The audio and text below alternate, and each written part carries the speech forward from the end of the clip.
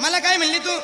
अगं मागून केली रांडणीच घोड्यावानी तोंड ग. अगं तू माझ्या नवऱ्याचा हात धरून आलीस. अगं तू आली. हा सपाट पावली येऊशी. अगं बस त्याच्या दारीन फुटाण्यावारी. अगं तूच बस. मी नाही बसणार. हा अगं गोरीचा गोर पण उसाच्या वाड्यावानी आणि हा पेटीवाला पाहुणा पाहतो येड्यावानी. अगं तो माझा ते त्यो कोण आहे त्यो?